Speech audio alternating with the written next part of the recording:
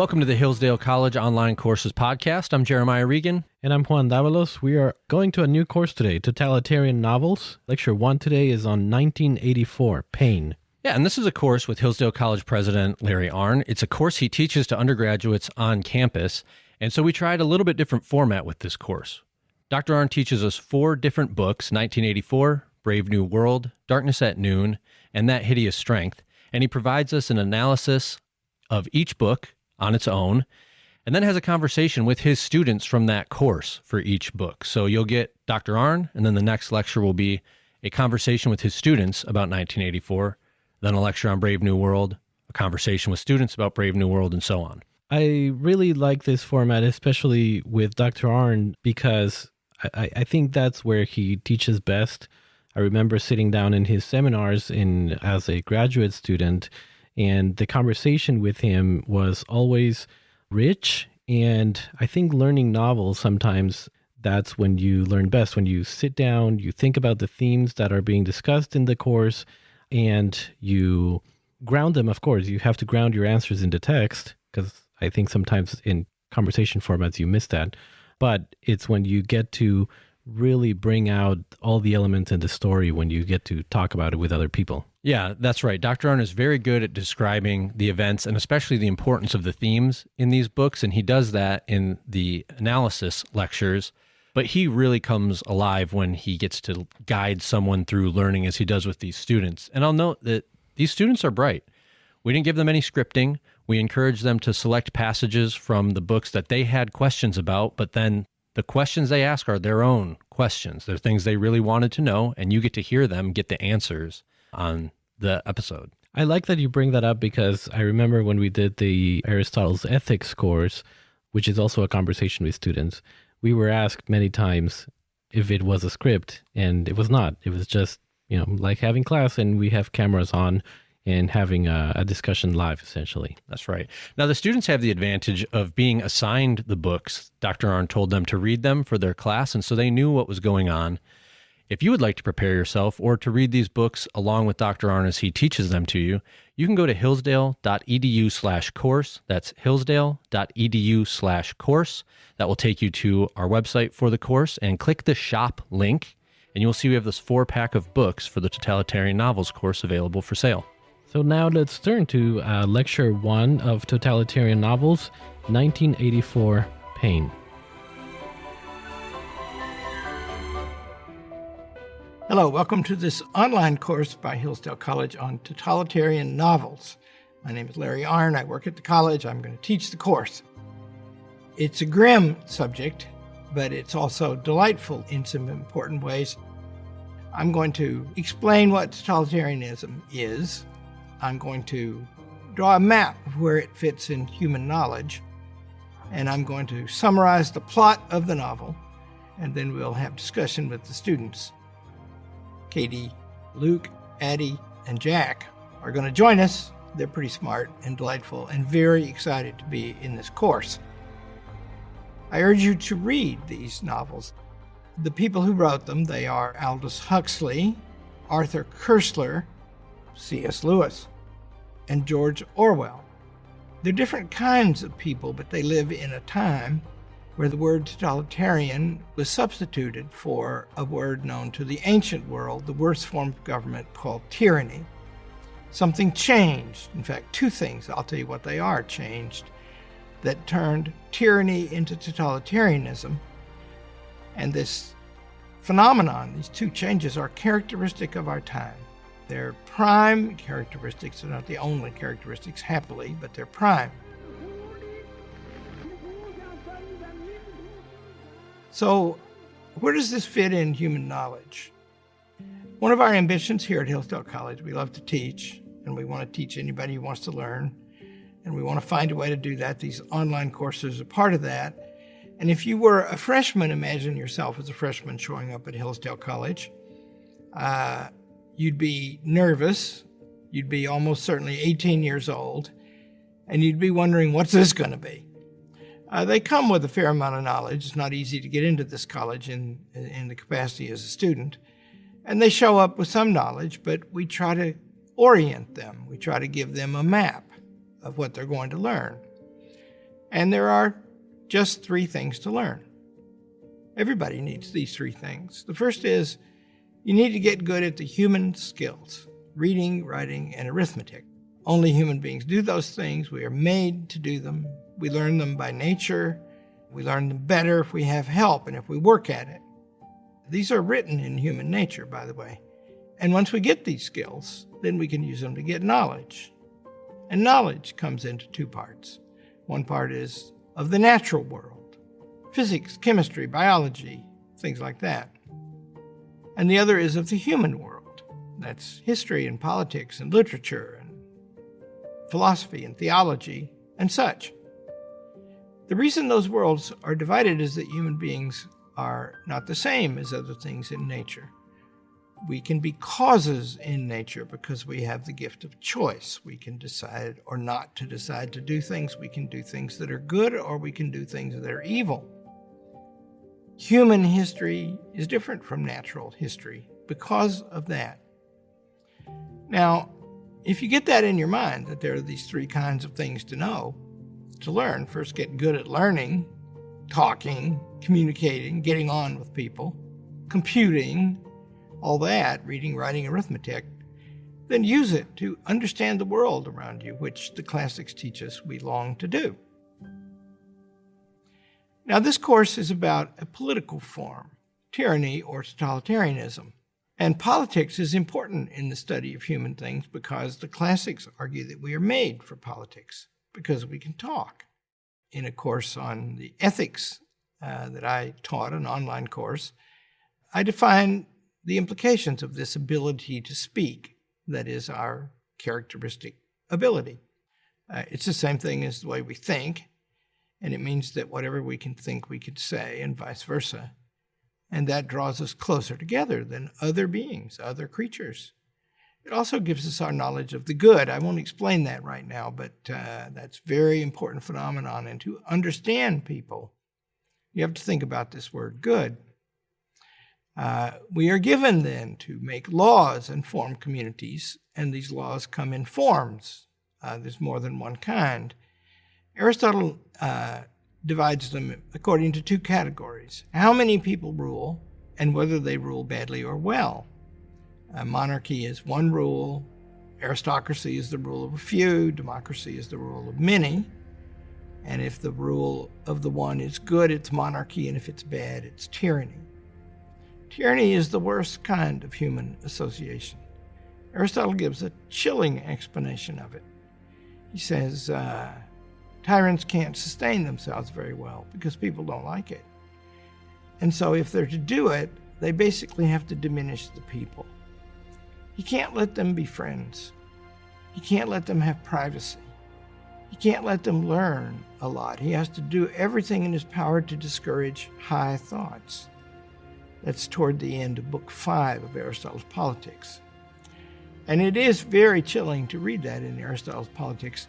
These modern books about totalitarianism are more chilling, much more. And the reason is these 2 things have been added to what the ancient tyrannies knew. Aristotle says that the ancient tyrannies, they really aim basically for the pleasure and satisfaction of the tyrant at the expense of the people. The modern tyrannies, they do that too, but they have an account of themselves that's different. They have a universal ideology, which is a terrible word, actually. I try not to use it except to describe this specific thing. An ideology is a set of ideas meant to perfect the world. And the ideas are understood to be our own creation. Philosophy is knowing things that last forever. We don't make those things, we try to apprehend them.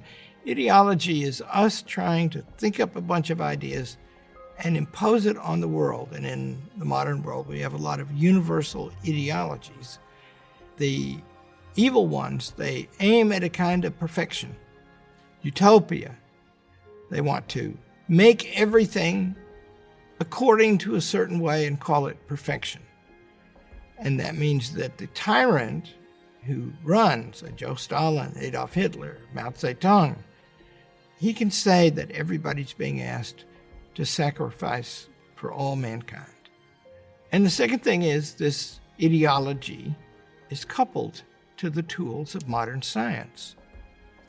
In describing ancient tyranny, Aristotle says that tyrants like to have lots of spies. They like to keep tabs on everybody all the time. Now, with technology, we can have the surveillance state. We can watch a lot. We can have algorithms, which are mathematical formulas, to analyze what people say. You don't even have to have a human listening. And if you happen to live in communist China, or I fear in America sometimes, or any Western country, they'll be recording what you say all the time. Email, phone. There's a lot of that in America. And then they have it analyzed by mathematical formulas. And if you say something questionable, somebody will approach you. That means that this ideology being pursued now by scientific means can go very far. It can attempt to control everything. And extensive control can be achieved. Maybe not everything, but very much. The first of these novels we're going to read is 1984. It's the grimmest. In some ways, it's the clearest because it's so willing to be entirely grim. This novel was written by George Orwell. The plot of the novel is pretty simple. There's a future society. It's divided between Eurasia, East Asia, Oceania. Winston Smith is the hero. He's actually named for Winston Churchill, whom Orwell admired, among other things, for his resistance to Hitler. And he's watched all the time. Everybody is. There's a surveillance thing in his TV screen. Not just in his room, but everywhere he goes. It's interesting. He has to get up and do calisthenics in the morning. Doesn't feel like it. Healthcare is not very good. People drink all the time, which is very characteristic of the Soviet Union, by the way. The joke was the one shop that might have something in it to buy is a vodka shop. And they drink all the time. Bad liquor. It's a gray world. Winston Smith has private thoughts. He understands that they're criminal, these thoughts. Big Brother, who's the name for the despot, is watching all the time. You see images of them all the time. The society is arranged into three parts. There's the inner party, that's the really great poobahs. They wear black. There's the outer party, that's what Winston Smith is in. There's a good film of this starring John Hurt that's worth watching. They all wear blue. And then there's the proles, and they are relatively left alone. They're not educated much. They live in some squalor, but they have a certain amount of latitude. One learns in the course of the novel that the functioning of the society is that the inner party works constantly upon the outer party. The outer party, they're the most miserable people. They're not allowed to say that, hardly even to think that. Their facial expressions are watched all the time. The worst crime is thought crime, and they think that they can divine that. There's thought police, the most fearsome police. They can divine your thoughts, and you can be something much worse than killed if you have bad thoughts. Winston meets two most significant people. One of them is O'Brien, who's a member of the inner party, and Winston has hopes for him and therefore reveals himself to him in ways that are tragic. And then there's a woman named Julia. Julia is another member of the outer party. She too is unorthodox, and they have an affair, which is forbidden. They even end up in a little private room in the proletarian areas, and they have a little kind of family life there for a while. That's a terrible unorthodoxy. They think they're alone. Winston and Julia are caught, and then they go to the place where there is no darkness. There are 4 ministries named in the novel. There's the ministry of truth, which is the ministry of falsehood. There's the ministry of love, which is the ministry of torture or hate. There's the ministry of plenty, and that's the ministry of rationing, because there's no plenty. And there's the ministry of peace. This is a world in perpetual war. You find out that the populace is constantly whipped up against the enemy of the state. These are contradictory names, but everything is a contradiction. For example, they will sometimes decide that we're at war with somebody else now. Hard to know if they're really at war. At the end of the book, they say they keep the wars going so that there's not enough stuff. Aristotle says of tyranny that it's important for the people to be poor, because if they have leisure, luxury, extra time, they'll get up to mischief. They have to be scrabbling all the time. This society is very like that. The worst crime is thought crime, and to prevent it, you have to achieve what's called doublethink. That is, you have to believe 2 contradictory things at the same time.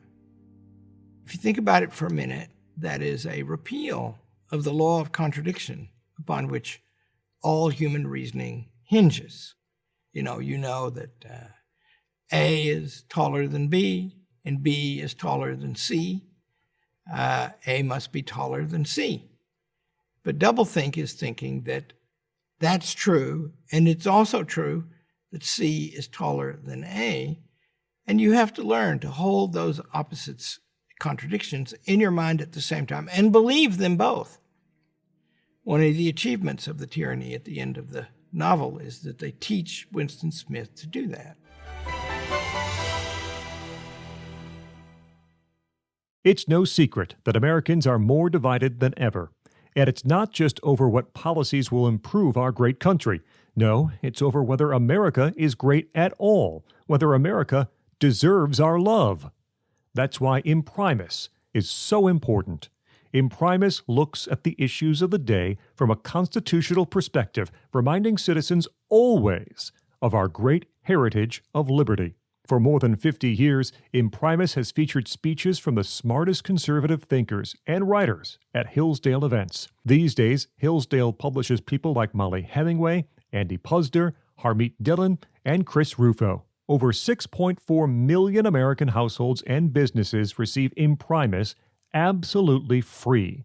And I urge you to sign up for it today at no charge. To get your free lifetime subscription, go to hillsdale.edu/lifetime right now. Or text the word Imprimis to 71844 and we'll send you a link to sign up for your free lifetime subscription. That's IMPRIMIS to 71844. Time is important in the novel. Aristotle writes, "This alone is denied even to God, to make what has been not to have been." In other words, something that happened in the past is fixed. It's one reason it's easier to study the past than the present, which is fleeting, or the future, which is not here yet. No, they don't do that. Winston's job, there are many thousands at least of people who do this job. When the party changes its mind, for reasons that are never explained, about a historical event, every document or video or record of that historical event is rewritten so that the whole account of the past, that means whole libraries of information, are rewritten and republished, and the whole past is made to conform to the will of the present. And it might be different again tomorrow. They're trying to repeal this idea that the past is known. If you look at the writing of contemporary civics, for example, today, a lot of it is being rewritten and taught. The 1619 Project of the New York Times is a famous example where they say that the purpose of the colonies was to perpetuate slavery.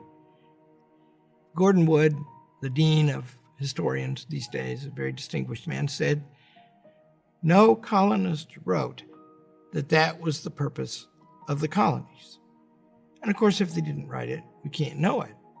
But never mind that this eminent historian said that, and I don't know him, but I imagine he's no conservative. The New York Times is still busy putting that into the schools right now. So this modification of the past is important in this novel. Another thing that's important is the family in the novel. If you think about the family for a minute, it is the first and the decisive source of our lives, but also of our scope in the world, our chance to serve and be served by others. You have children, it takes a long time to raise them. They're kind of a pain. You love them. In most cases, you would die for them. You love them enough to let them go. They're your own children. You prefer them. But it isn't hard, I think. In 1984, this is one of the terrible things in it that's plausible to me. The children are conscripted into they have to go to school. There's no choice. And they're conscripted into an organization called the Spies. It's the equivalent of the Hitler Youth or the Red Guard in China. And one of the things they're taught to do is to spy on their parents. And the parents actually live in terror of the children. That means that their dinner conversations can be reported in the school the next day, and they can be arrested. Now, the reason that's plausible to me is because kids, you see, they're driven by the wish to grow up. They're like plants. And their parents can easily be made to seem a legacy of their childhood. And they have to break away from their parents. Kids do get to wanting to do that, and you can exploit that.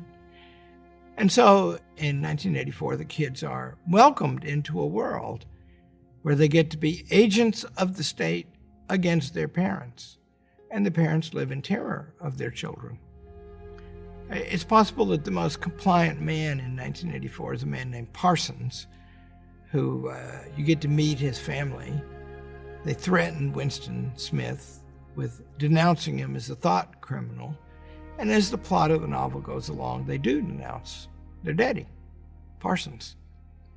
And he is subjected to the terrors of the Ministry of Love, where there is no darkness. It's just fluorescent light all the time. This invasion of the family is an invasion of nature. The word nature comes from the Latin word for birth. It means that if you could re-engineer the family, you would re-engineer everything about people, and they are actively about that in the regime of 1984. Also in Brave New World, we will see. In the plot of the novel, Winston and Julia, and many of the parts about their relationship are touching. Many of them are confusing, too. At one point, Winston says he hates goodness to Julia. And my reading of that is they're preached at so much by the regime about compliance, about goodness all the time, that they rebel against the conception of goodness, which, of course, if you think about it for a minute, won't work out for them. But the truth is they do pledge their love to each other. And the love is touching, and they're prepared to sacrifice for each other. They will make us, if they arrest us, confess to crimes, any crime they want. What they can't make us do is betray each other. And that is what they do. After they're arrested, O'Brien, whom they had believed might be a friend, at one point he even recruits them into what they think is a resistance that's running. And after they're arrested, they find out that O'Brien is a high functionary of the inner party, and he's been watching them, and he's waiting to get hold of them, and he does. And then there's this long period where Winston, weeks, is under torture. As he's being tortured, he's put on a rack. O'Brien says to him he'll turn up the dial to excruciating agony, and then he'll tell Winston where it is on the dial. There's a lot more to go. And while he's torturing him, he conducts a philosophic seminar. You should read that part. It's revealing of the real meaning of the novel. And what he wants to do is persuade Winston to really believe that, first of all, Winston does not exist and has never existed. That the law of contradiction does not exist and has never existed. How many fingers am I holding up, Winston? Winston says 4, and he says, and if the party says there are 5, how many are there? And Winston's under torture, and he says 4. O'Brien turns up the dial and says, no, you have to believe it. Not good enough to just say it. You have to believe it. And you, Winston, do not exist. You've never existed. If it's true, remember Winston's job. Winston is clinging on to something he observed in his job. He's got a telescreen in front of him. He's watched all the time. There's one of those pneumatic tube systems that are kind of cool. Things come down a chute in a tube, and you open them up, and it's an instruction to him to change something in a magazine or a newspaper or a book. And that comes up on his screen, and he dictates a change, and then he puts what came in the tube down a memory hole where it is instantly burned. And then it doesn't exist anymore. But Winston remembers a photograph about some people who become non-people, and he remembers that they were in a place at a certain time, and he rewrites an article that changes that record. But he remembers it, and that's what he thinks proves that there's a reality outside the will of the party, in his own mind, in his memory. It comes down to the crux. For a while, Winston is broken and happy and perfectly compliant. But that won't do, because he wakes in a dream, and he had cried out for Julia, an unorthodoxy.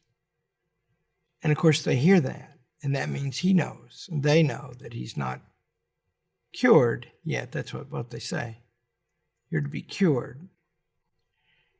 And so then he gets to go to the last place. And the last place, it's called Room 101. What is in Room 101, Winston? The answer is the worst thing in the world. And they expose him to rats. And they don't tell him what they want him to do. They're going to let the rats eat into his face. And so then at that moment, he understands what to do. He calls out, "Don't do it to me, do it to Julia." That's his completion of his cure, because there's nothing left to him now. He has discarded everything, the most precious thing. It's very grim. Why would they do that? O'Brien explains. This is an explicit theme toward the end in this philosophic seminar. The party wants to be God, and God is only power. And so they want the cycle of Winston's life to recur eternally. They want constantly to be forcing people to discard the things they think are most worthy, the things they love the most. Why do they want that? Winston says to O'Brien at one point, "But you're going to die." O'Brien, by the way, in this seminar, seems to know what Winston is thinking. In other words, he has some kind of a divine power. He's like God.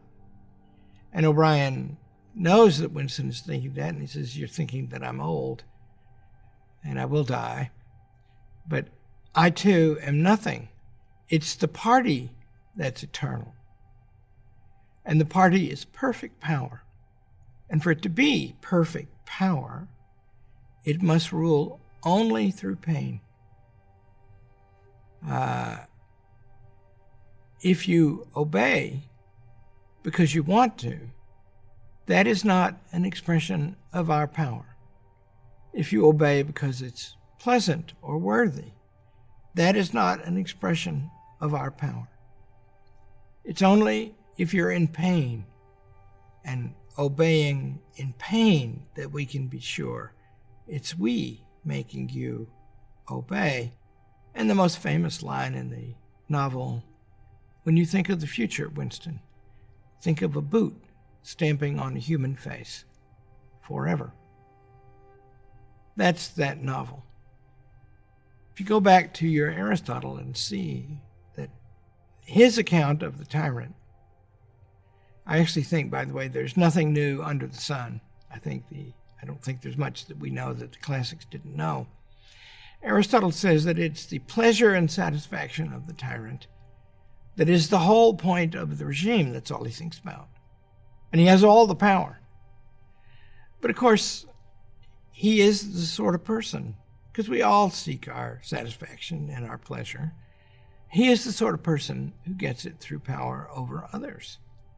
Orwell is just taking that argument from Aristotle, written in the 5th century BC, and intensifying it, maybe perfecting it or purifying it. It's just this idea that if we want to be like God, we actually have to become the devil, I guess. You can't be omniscient the way O'Brien and the Inner Party seek to become omniscient is to destroy all knowledge except the knowledge that they make. The knowledge of the world is just what they're thinking right now. That in that way they can know everything. And to be sure that they know everything, they have to destroy everything else. Then they want to emulate the omnipotence of God.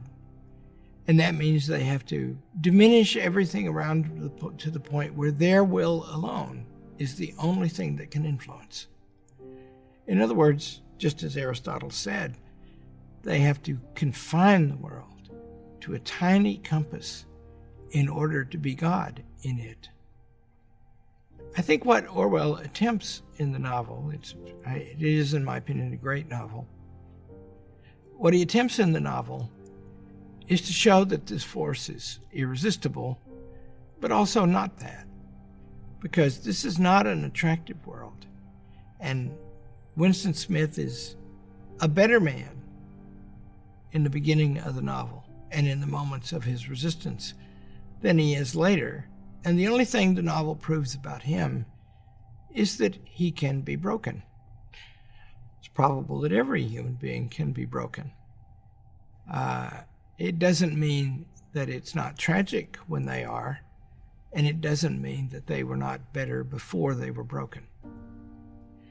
Winston Smith is broken in the novel, but the effort to break him reveals a contradiction, because this extinction of the human being is a necessity to make the tyranny perfect, does carry the overwhelming lesson that we are not made to live under tyranny and can't be subjected to it except by our destruction.